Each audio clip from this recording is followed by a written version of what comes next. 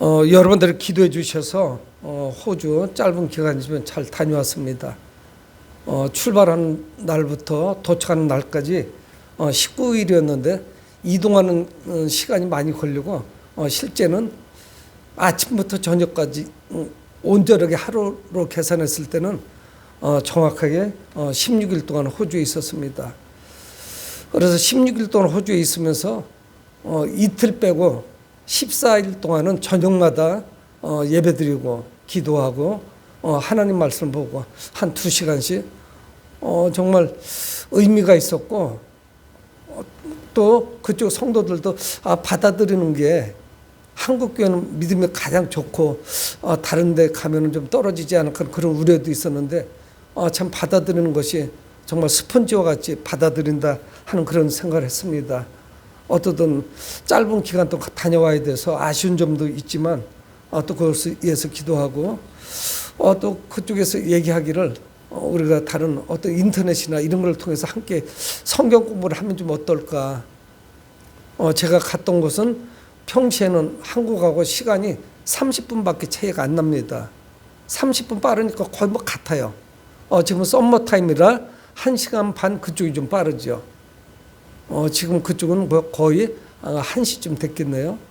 그래서 이제 많은 생각을 하면서 또 기도하며 또 좀 아쉬운 그런 생각도 하면서 돌아오게 되었습니다. 그쪽에서는 보니까 제가 가 있는 동안에 구정이 있었는데 호주 사람들은 그거를 구정이라고 하지 않고 차이니스 바로 중국 뉴이어 중국 새해인데 왜 한국인들이 그런 명절을 보내냐 이렇게 이야기를 한대요. 근데 베트남도 그렇고 중국도 그렇고 우리 대한민국도 마찬가지고 일본도 그렇고 여기가 이 동양권은 동북아시아는 중국이 영향을 받아서 음력세를 셌습니다. 그래서 거기다 보니까 어떤 커피숍이나 식당에도 그 빨간 봉투 있잖아요. 세배하면 세뱃돈 주는 거거든요. 그게 중국하고 별로 관계가 없는 뭐 이런 데도 다 봉투를 성탄 추리같이 이렇게 달아놓은 이런 모습을 보면서 좀 다르구나. 이 구정이라고 하는 것이 어떤 복과 상당히 좀 밀접한 연관이 있구나 하는 생각을 하게 됐습니다. 복을 받기 싫어하는 사람이 누가 있겠어요? 누구나 복을 받기 원하죠. 그래서 지난주에 저희들이 명절을 보냈지만 이 명절을 통해서 세배하고 또 덕담을 나누고 하는 것이 다 뭐냐면 복을 빌어주는 겁니다.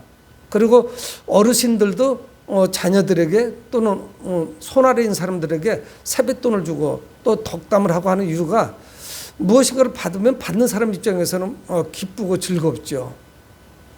그래서 서로가 복을 빌어주는 거죠. 여러분 그런데 사람들은 보편적으로 우리가 복이라고 생각하면 첫째는 아마 물질이 연상될 거예요. 물질 또는 명예 또는 건강 성공하는 거 연령별로 차이는 있지만 아마 이것이 복 그러면 먼저 연상이 되죠. 여러분 그런데 우리 그리스도인들은 세상이 말하는 그런 복과는 일치되지 않습니다. 그래서 어려움이 있죠.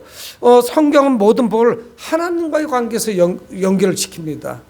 하나님과의 관계가 어떠냐? 그 연결고리를 통해서 그것이 복된 삶을 살아가는 것인지 많이 다르죠. 여러분 우리가 생각할 때 물질만이 복이라고 하면 평생 동안 나는 복된 삶이 아니다 이런 생각을 하면서 살아갈 수가 있을 겁니다. 그러니까 우리는 복을 자주자주 저도 느끼는 것인데 사람들이 이 복이라는 개념을 감정적인 거, 느낌 그리고 상대적인 거 누구하고 비교했더니 내가 복을 못 받았구나. 나는 지질이 좀 복이 없어. 이렇게 생각하지 않겠어요? 여러분 복이라고 하는 것이 상황에 따라 변한다면 이것은 복이라고 하기 어렵죠. 그래서 이 시편에서는 시편 1편도 마찬가지고 이 128편도 역시 마찬가지인데 지복 이게 뭐냐? 복이 어디서부터 시작하는지를 말씀하고 있습니다. 여러분 우리가 볼 때 저 사람은 부족함이 없는 것 같아 이렇게 하는데 대화를 해보면 본인은 행복하다고 생각하지 않아요. 저 사람도 어려움이 있구나 아픔이 있구나 그래서 그 하나가 만족이 안 되니까 난 불행한 사람, 나는 그런 사람인가 봐, 이런 생각을 하죠. 그래서 오늘 저희들은 시편 128편을 통해서 성경에서 무엇을 복이라고 말씀하고 있는지 묵상을 하도록 하겠습니다. 어떤 가정이 정말 부러움을 살 정도의 복을 누리고 있는 것인가. 근데 오늘 시편 128편 1절은 여호와를 경외하는 자라고 말씀하고 있어요. 여호와를 경외한다는 것이 무엇이냐?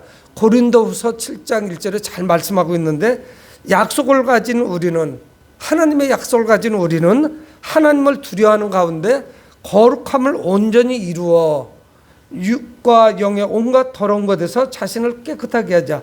그래서 아마 성경에서 경외를 가장 잘 설명한 것이 고린도서 7장 1절인데, 하나님을 두려워하는 가운데 거룩함을 온전히 지키는 것, 두 가지가 다 있어요. 하나님 앞에 내가 너무 교만하거나 가볍게 행동하는 것도 아니고, 하나님을 가볍게 보는 것도 아니고, 그러면서 거룩함을 잘 지키면서 그 하나님의 사랑 가운데 아주 친밀한 관계, 이런 관계를 하나님을 경외하는 것이라고 말씀하죠. 그러니까 하나님의 축복은 어느 가정에 임하느냐, 누구에게 임하느냐? 신실한 가정, 하나님 앞에 신실한 가정, 하나님 앞에 믿음을 가지고 있는 그런 가정만이 그것이 복되다고 성경 말씀하고 있습니다. 그러니까 우리가 추구하는 복은 무엇이냐? 하늘에 속해 있고 하늘로부터 내려오는 거예요. 이게 스스로 노력하고 막 열심히 뛴다고 해서 가능한 것도 아닙니다. 그러니까 이 축복은 누구냐? 진정한 예배자들, 참된 예배자들, 우리와 같은 자들이 누리는 거예요. 이것이 참된 복입니다. 그래서 그들은 어떤 삶을 살아가느냐? 1절에 여호와를 경외하며 그의 길을 걷는 자마다 복이 있도다. 그러니까 여호와를 경외하는 자들, 그런 자들과 여호와의 길을 걷는 자, 이런 자가 복이 있다는 거예요. 여호와의 길이 무엇일까요? 도를 말씀하잖아요. 여호와의 말씀을 이야기하는 거예요. 그래서 말씀을 따르는 자들, 하나님의 말씀을 주야로 묵상하는 자들, 이런 사람이 복이 있다는 거예요. 참된 복을 누릴 수가 있습니다. 그러니까 이 복된 사람을 이끄는 것은 오직 여호와 하나님의 말씀이라는 사실입니다. 여러분, 그래서 어떤 복이 임하느냐? 여호와를 경외하는 사람은 특별한 노동의 대가를 누립니다. 그래서 2절에 내가 내 손이 수고한 대로 먹을 것이라, 내 손이 수고한 대로 먹을 것이라는 거예요. 여러분, 이 시대를 살아가는 저희들에게는 좀 잘 안 맞아요.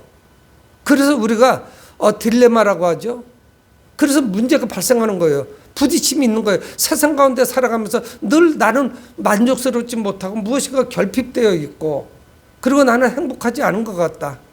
남편의 사랑도 내가 결핍되어 있는 것 같고, 우리 자녀들부터도 무엇인가 그런 사랑이나 이런 관계가 결핍되어 있는 것 같고, 돈으로부터도 결핍되어 있고, 모든 게 다 결핍되어 있는 거예요. 여러분, 근데 성경 뭐라 말씀하냐? 네 손이 수고한 대로 먹을 것이라. 여러분, 고대 사회에서 이거는 쉽지가 않습니다. 수고한 대로 먹지 못해요. 왜 그런 줄 아세요? 주기적으로 가뭄이 찾아옵니다. 병충해가 찾아와요. 특히 이 중동 지역은 메뚜기 떼가 한번 지나가면은 뿌리까지 다 갉아 먹습니다. 그 해는 아무것도 없어요. 그리고 농사라는 것이 시기가 있는데 씨앗 뿌린 시기를 놓쳤으니까 그때는 어려움이 있죠. 사람들이 굶주린 가운데 고통당합니다. 여러분, 그러니까 이 성경이 말씀하는 것은 이 시대의 어떤 경제 원리하고 전혀 달라요. 이 시대의 경제 원리가 뭔 줄 아세요? 적은 노력을 가지고 많은 소득을 얻는 거예요.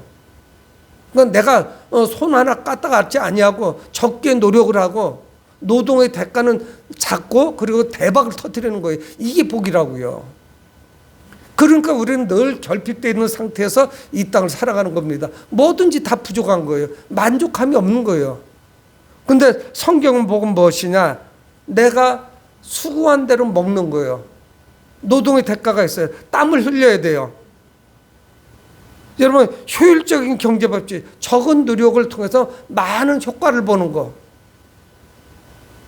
우리는 이거를 추구하지 않겠어요? 여러분, 진정한 축복은 거저 얻는 것이 아니라 열심히 수고하고 땀 흘린 결과를 가져가는 것이에요. 그러면 우리는 이 시대는 뭐라고 말하냐면 저 사람은 좀 아두네, 미련해. 저렇게 사람이 좀 막혀있지? 여러분 그런 잣대로 바라봅니다. 근데 성경 뭘 말씀하고 있는 거예요? 이 축복이라는 것은 거저 얻는 것이 아니에요. 열심히 노력한 대가로 이 축복을 얻는 것입니다. 그러니까 이것이 우리가 추구하고 있는 최상의 경제 원리, 일을 가장 적게 하고, 여러분 시스템이 어떻게 가는지 보세요. 불과 30년 전만 해도 은행도 토요일 날 근무했습니다. 점심을 왜 근무 안 했죠? 지금 모든 직장이 토요일 날 주일 이틀 쉬어요. 근데 지금 또 어떤 추세냐면 금요일도 시작을 해요. 걱정이에요.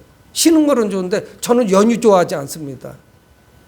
어떤 분들은 직장 살아면서 연휴 때문에 우리가 살아나가는 건데 이게 무슨 연휴가 없으면 무슨 재미로 삽니까? 그런데 지난 연휴 보세요.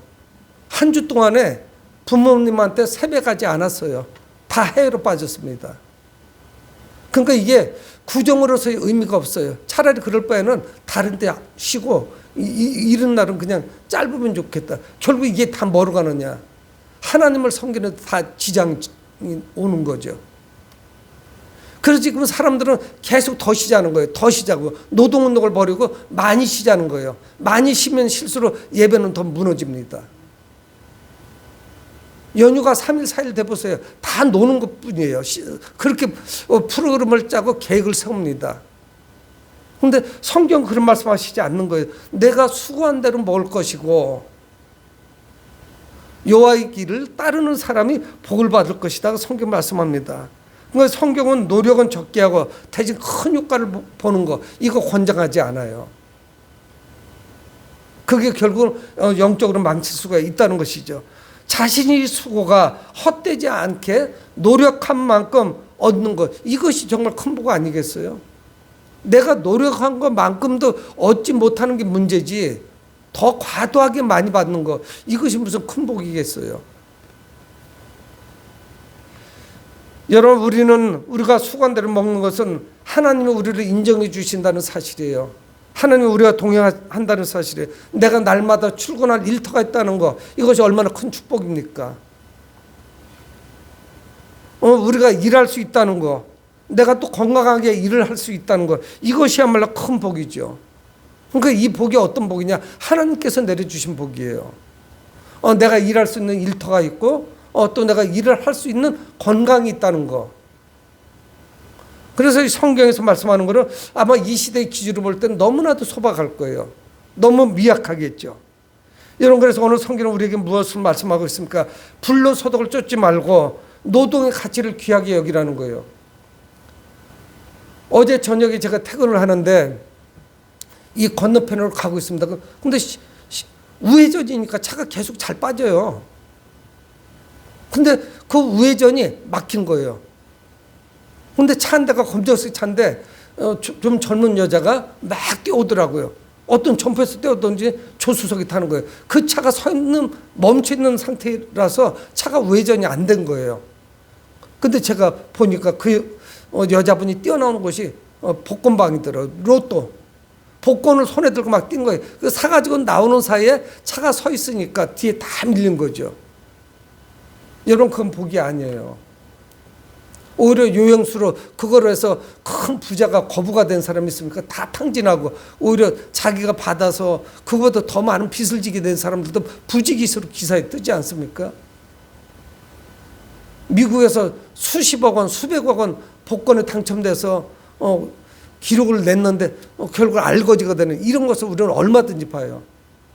수고하고 노력하고 땀 흘린 대가로 차근차근 10원부터 모아가지고 그것이 큰 돈이 되는 것이지 일확천금. 성경 그렇게 우리에게 권면하지 않습니다. 불로소득을 말씀하시지 않아요. 노동의 가치를 귀하게 여깁니다. 여러분, 올 한 해 동안 우리에게 진정한 복은 무엇이냐? 내가 건강해서 한 해 동안 열심히 일할 수 있다는 거, 얼마나 큰 복인지 몰라요. 우리가 병들고 또 힘이 미치지 못해서 정말 하고 싶어도 못하는 거, 그것이야말로 어려운 것이죠. 여러분 이제 그 한 가장에 대해서 말씀을 하다가 그 가정으로 오늘 시편 기자는 주제를 돌리고 있습니다. 여호와를 경외하는 자의 배우자는 포도나무와 같이 풍성하다는 거예요. 3절에 내 집 안방에 있는 내 아내는 결실한 포도나무 같으며. 여러분 이것이 혼자 되는 것이 아니잖아요.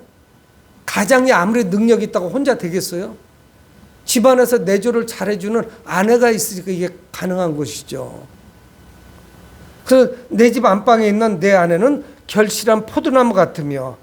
여러분 포도나무는 무엇입니까? 한 송이에 다닥다닥 열매가 열리는데 이거 같이 풍성하게 열리는 과일나무가 없어요. 이 과일이라는 것은 대개 하나씩 열리죠.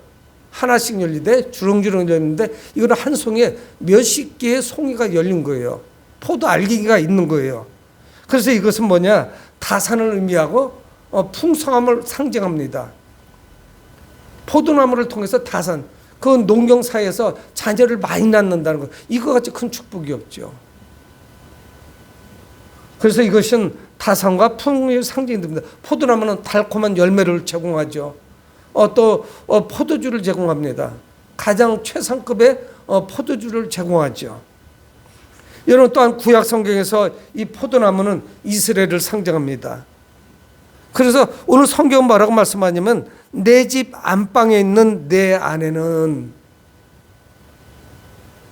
성경 뭐라고 말씀하면 내 집 안방에 있는. 여러분 이 시대하고 좀 많이 다르다 이렇게 이야기할 수가 없어요. 요즘은 아내들도 바깥 활동을 하면서 돈을 벌기도 하고 집안에만 놀고 있는 사람이 얼마나 됩니까? 여러분 이것은 그런 의미가 아니에요. 집안에서 아내 역할을 충실해 주니까 남편이 신경 쓸 일이 없는 거예요. 여러분 그뿐만이 아닙니다. 3절 중반에 보면 내 식탁에 둘러앉은 자식들은 어린 감람나무 같으리로다. 여러분 아내는 안방을 잘 지키고 있고 자녀들은 식탁에 둘러앉아 있어요. 그런데 어린 감람나무 같아요. 여러분 포도나무와 감람나무는 이스라엘을 상징하기도 하고 이스라엘에서 가장 귀한 열매입니다. 사람들에게 가장 소중한 과일 중에 하나예요. 이 포도나무와 감람나무는. 여러분 어린 감람나무는 미래가 있지 않겠어요? 계속적으로 성장해 갈 거예요. 번성할 거예요.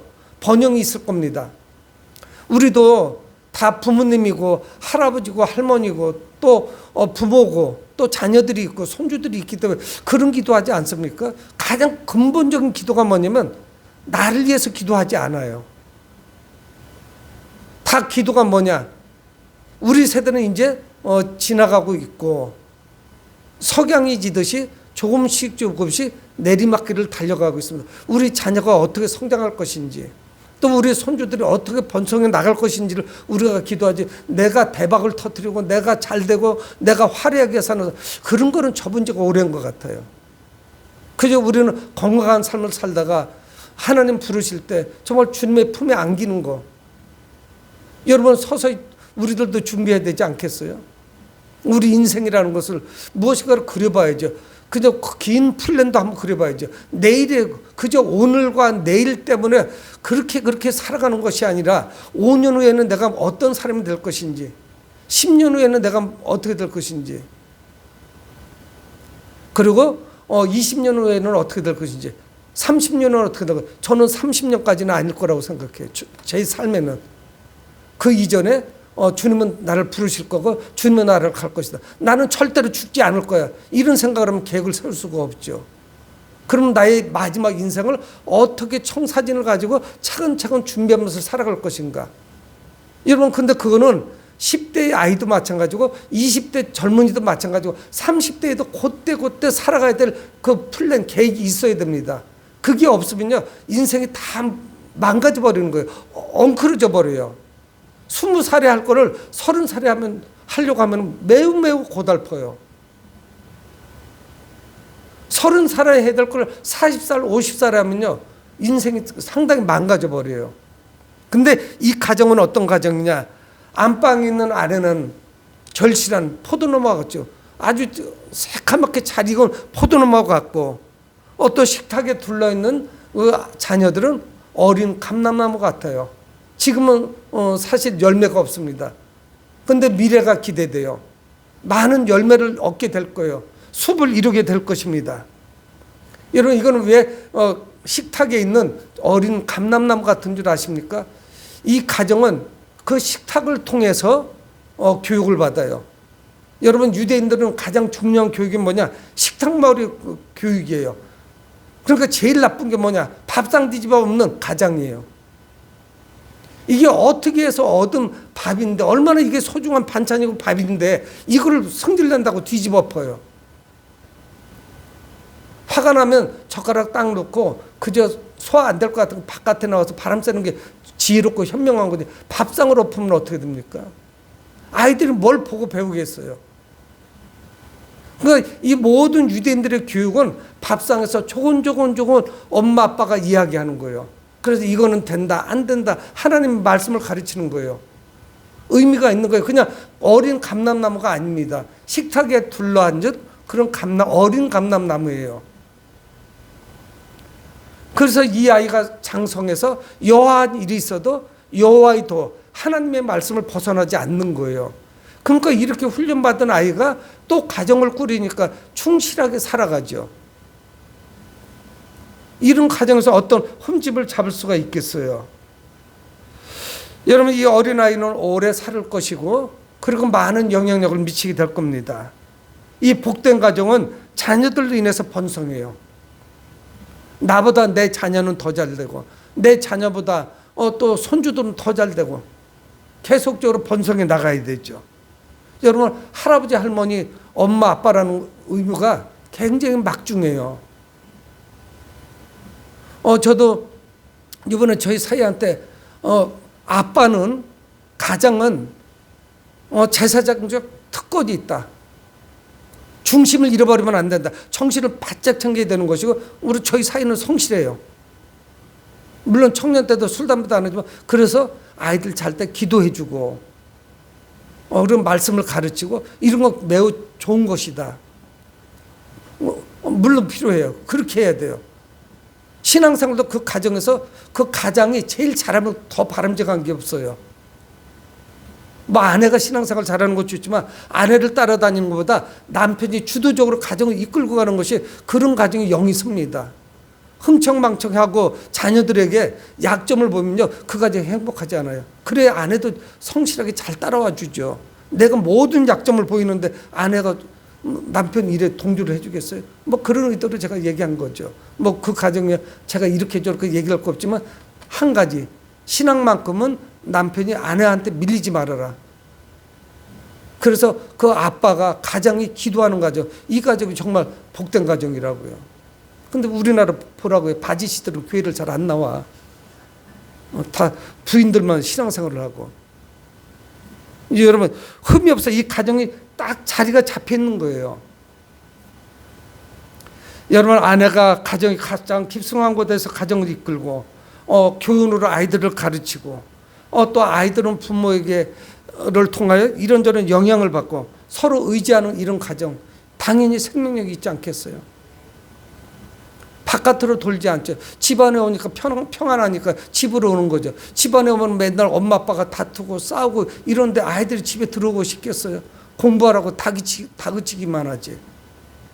여러분, 결혼을 하고 자녀를 낳는 것도 매우 중요하지만 자녀를 키우는데 엄청난 기술, 테크닉이 필요해요. 내가 키가 1m 80이고 나이가 30이니까 장가간다. 아닙니다.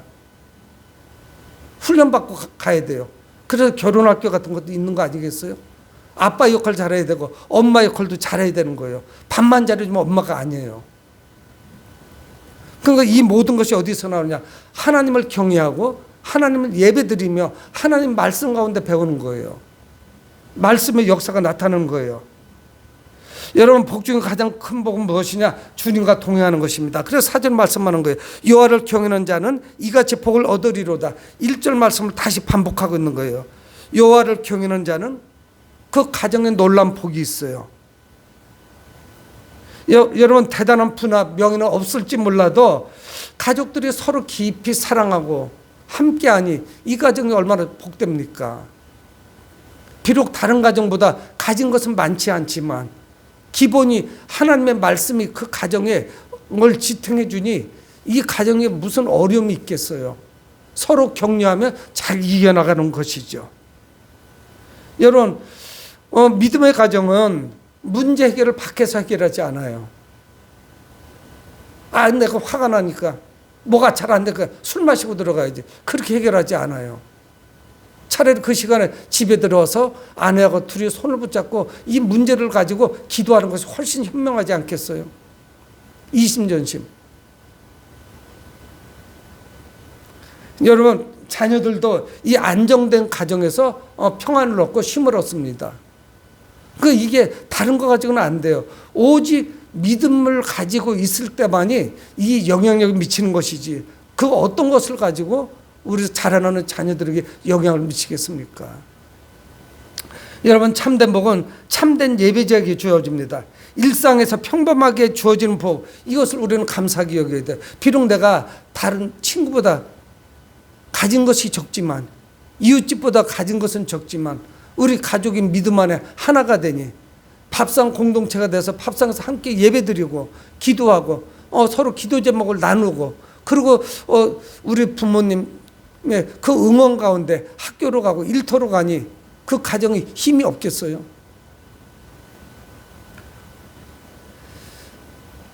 여러분, 여호와의 복은 가정을 넘어서 또 이스라엘로 확장이 됩니다. 5절을 같이 한번 읽어볼게요. 시작. 여호와께서 시온에서 내게 복을 주실지어다. 너는 평생에 예루살렘의 번영을 보며. 여러분, 이 패턴이 있잖아요. 그 가정, 누군지는 모르지만 그 한 사람, 예배자, 성전에 올라가는 그 사람, 하나님을 예배하는 자, 그 한 가장이란 말이에요. 그 한 사람의 그 놀라운 복이 그 가정으로 확대되고, 그 복이, 가정의 복이 또 확대돼요. 어디로 확대되느냐? 나라와 민족으로 확대되는 거예요. 여러분, 대한민국도 별게 아니잖아요. 가정 하나하나가 건강하면은 그것이 나라와 민족이 전체가 건강한 거예요. 사회 문제가 없는 거예요. 어떤 가정에서 자녀를 잘 양육해가지고 정말 번듯한 사인이 되면요, 그것이 나라와 민족에도 축복이에요. 여러분, 왜 그런 줄 아세요? 이 복지제도가 잘 돼 있는 나라는 범죄자가 적어요. 왜 그런 줄 아세요? 정부에서 상당히 많은 필요를 채워주니까 내가 남의 집 담 넘어갈 필요가 없잖아요. 강도짓 안 해도 되잖아요. 근데 생활이 빈궁하면 할수록 어떻게 됩니까? 사회 문제가 심각해요. 그리고 범죄가 일어납니다. 이런 모든 상황을 우리는 잘 통찰력을 가지고 바라봐야 돼요. 그래서 5절 말씀 뭡니까? 여호와께서 시온에서 복을 주실 것이다. 이 개인과 가정의 복이 확장돼서 나라와 민족으로 퍼져나갑니다. 내가 반듯해지고 내 자녀를 잘 교육시키면요, 이 아이가 사회에서도 반듯한 구성원이 돼요. 문제를 안 일으켜요. 이게 안 되니까 이 아이가 나가서 문제를 일으키는 거예요. 싸움하기도 하고 남을 때리기도 하고 사회 문제가 되지 않겠어요? 본인도 불행해지고 또 다른 사람도 피해자가 생기고, 이게 잘못된 쪽으로 확장돼 나가는 것이죠. 여러분, 하나님께 받은 복은 이웃과 함께 나눌 때 의미가 있습니다. 우리에게 하나님이 주시는 복은 무엇이냐? 이것이 세상을 향해서 확장돼야 돼요. 그래서 저희 자녀들에게도 이번에 가서 제가 몇 번 그 믿음이라고 하는 것은 왜 확장돼야 되는지를 이야기했어요. 너희들 비전을 가지고 하나님께서 지금 하는 일에 하나님 볼 주셔 잘 되고 있다면 이것을 어떻게 확장시킬 것인지, 아프리카라든가 동남아시아라든가 중남미 좀 어렵게 사는 이런 데를 향해서 내 비전이 확장되어 나가야죠. 나만 잘 먹고 잘 살고 내가 하는 병원이 다 잘 되고 요거로 끝나면 안 되죠. 그래서 그런 어떤 비전을 일깨워줬어요. 이런 비전을 품고서 한번 해봐라. 여러분, 우리 개인의 복과 공동체 복이 떨어져 있지 않습니다. 우리는 이런 경우를 너무 많이 보잖아요. 우크라이나의 백성들이 지금은 그렇게 마음을 먹고 있대요. 지금 러시아한테 뺏기는 땅 억울하긴 하지만 그냥 그거 걔들한테 주고 여기서 그냥 마치고 평화안이 통과됐으면 좋겠다. 우크라이나는 전혀 이득을 본 게 없어요. 많은 젊은이들이 전쟁에 나가서 죽고, 러시아도 물론 피해가 많지만 중과부족이에요. 러시아를 몰아내고 잃어버린 땅을 찾기가 많이 힘드니까 전쟁을 우선 마치자고 하는 거예요. 그들이 얼마나 불행해요 지금. 나라가 그렇게 되니까 국민들 하나하나가 다 불행해지는 거예요. 그러니까 여러분, 나만 잘 먹고 잘 사는 게, 자, 우리 한번, 제가 오면서 그런 생각을 했습니다. 이 설교 본문을 3주 전에 호주에서 하루 동안 다 썼으니까 미리 준비하고 하면서 제가 오면서 그런 생각을 했어요. 아, 내가 하는 일이 대박이 터져가지고 제가 목사가 아닐 때 아니라고 생각을 하고, 그런데 우리나라가 다 못 사는 거예요. 다 판잣집이고 무너지는 집이고 천막에서 살고 있는데, 그 한복판에 우리 집은 한 5천 평쯤 돼. 그리고 집도 수백 평 되는 그냥 베르사유 궁전 같은 그런 어마어마한 대저택이야. 그게 행복하겠어요? 판잣집에 저러고 어렵게 사는 사람들 우리 집 다 담을 다 넘어올 거라고. 여러분들, 성경은 뭘 말씀하고 있습니까? 나의 복이 가정으로 확장되고 그 복이 나라와 민족으로 확장되는 거예요. 이게 참된 복이지. 우리는 마인드가 늘 뭐냐, 나만 잘 되는 거예요. 그거에 급급한 거예요. 근데 여호와를 경외하면 어떤 일이 벌어지냐, 평생의 예루살렘의 번영을 볼 것이라는 거예요. 성경이 5절 하반절에 말씀하고 있지 않습니까? 여호와의 복이 임하니 다 평안한 거예요. 사람들이 급하지 않은 거예요. 여러분, 나 혼자 얻은 복 같지만 공동체가 있기 때문에 이게 복이 된 거 아닙니까? 내가 물론 더 노력하고 땀 흘리고 열심히 일을 했지만 주변에서 도와줬잖아요. 내가 하다못해 장사를 한다면 손님들이 있어서 내 물건을 팔아줬지 않습니까? 손님이 왜 팔아줬겠어요? 그 사람도 경제적으로 여유가 있으니까 내 걸 팔아준 거란 말이에요. 그러니까 돈은 내가 벌었지만 사회가 함께 이게 더불어서 간 거예요. 다른 사람을 다 짓밟고 나 혼자만 잘 살 것 같죠? 그렇지 않습니다. 이게 모두가 다 잘 돼야 되는 거예요. 여러분, 전쟁을 통해서 우리는 알잖아요. 전쟁 벌어지면 다 불행한 거예요. 무슨 낙이 있겠습니까? 그래서 가족들의 평안이나 우리 공동체, 나라, 민족의 이 평안이 다 내게 복이 되는 거예요. 이게 안정돼야, 돈이 또 돌아야 사업도 잘 되지 않겠어요? 직장에서 월급도 많이 주고 상여금도 많이 주고. 그래서 6절은 말씀합니다. 내 자식의 자식을 볼지어다. 이스라엘에게 평강이 있을지어다. 자식이 자식을 본대요. 후손이 잘 된다는 거예요. 여러분, 우리나라는 이제 우려하던 인구 절벽이 시작됐습니다. 노동인구가 감소하고 있습니다. 이건 미래의 재앙이에요. 화산이 폭발하고 지진이 일어나는 것이 재앙이 아니라 인구 절벽, 결혼하지 않고 자녀를 안 낳아요. 이거 큰 문제예요. 이렇게 어떤 현상이 있는 줄 아세요? 내가 지금 30살인데 우리 부모님은 60대로 살아계시고 두 분 양부모님이 다 살아계시고 할아버지 할머니도 살아계셔. 그럼 나 혼자 돈 벌어서 4명을 먹여 살려야 되는 거예요. 힘들어요. 살 수가 없어요. 건강은 좋아져가지고 또 오랫동안 장수하고 계세요. 지금 우리나라가 이렇게 간단 말이에요. 우리 가정이 아니라고 해도 사회가 그렇게 가요. 우리 다음 세대가 지금 얼마나 이게 힘들게 일을 해야 됩니까? 세금을 아마 수입의 절반은 내야 될 거예요. 못 살아갈 거예요. 정말 생각만 해도 끔찍합니다. 여러분, 노동인구가 감소하고 젊은이가 줄어간다는 이 사실, 미래 사회에 큰 부담이에요. 같이 덩달아서 동반해서 못 살아가는 거예요. 여러분, 우리 성경을 통해서 우리는 큰 비전을 바라보거든요. 여러분, 이런 비전을 대통령도 제시해 주지 않아요. 국회의장도 안 해줘요. 대법원장도 해주지 않아요. 근데 하나님의 말씀, 우리에게 엄청난 비전을 말씀하고 있는 거예요. 나 혼자만 잘 살 것인가? 여럿이 더불어서 함께 잘 살아갈 것인가? 여러분, 그런데 이스라엘에게 평강이 됩니다. 한 사람으로부터 시작된 것이, 그 한 사람. 6절에 말씀하고 있지 않아요? 이스라엘에게 평강이 있을지로다. 이스라엘 국가에 하나님 평강이 임합니다. 가족의 번성과 함께 인생의 좋은 것을 즐깁니다. 복이 다음 세대까지 넘쳐나니 얼마나 큰 복인지 모릅니다. 나도 행복하고 옆집 사람도 행복하고 모두가 같이 행복해지는 거예요. 여러분, 하나님을 예배하는 개인과 가정과 국가의 풍성함이 넘쳐납니다. 여러분, 시편 128편은 복이 하나님과의 바른 관계에서 나온다고 우리에게 말씀해요. 우리가 하나님과 어떻게 올바른 관계를 갖는가, 우리가 대목에 태어난 것이 얼마나 큰 축복인지 몰라요. 50년대 60년대는 전쟁 후에는 먹을 것이 없어서 굶었어요. 지금은 너무 많이 먹어서 살찐다가 아우성이에요. 어떻게 하면 날씬해질까? 모든 프로그램들이, 먹는 프로그램이 왜 그렇게 많아요? 예전에 못 먹어서 그런지 모르지만, 여러분, 하나님께서 우리와 이 땅에 내려주신 복은 이루 말할 수 없어요. 우리는 감사해야 됩니다. 하나님의 역사는 위대해요. 우리는 분노와 증오와 편견을 내려놔야 돼요. 하나님께 감사해야 됩니다. 가정과 국가를 위해서 기도해야 되고, 또 축복해야 되고, 감사해야 돼요. 다른 사람들의 축복을 빌어주세요. 나라꼴이 말이 아니에요. 이게 어디로 가는지 모르겠어요. 너나 할 것 없이 우리는 바로 서야 됩니다. 2025년도에는 내가 누리는 복이 가정을 넘어 공동체와 국가에까지 이르도록 우리는 기도해야 돼요.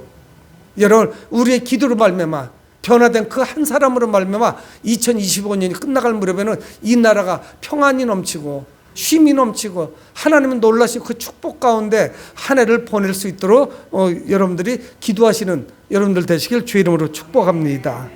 고마우신 아버지 하나님, 주의 은혜를 감사합니다. 하나님이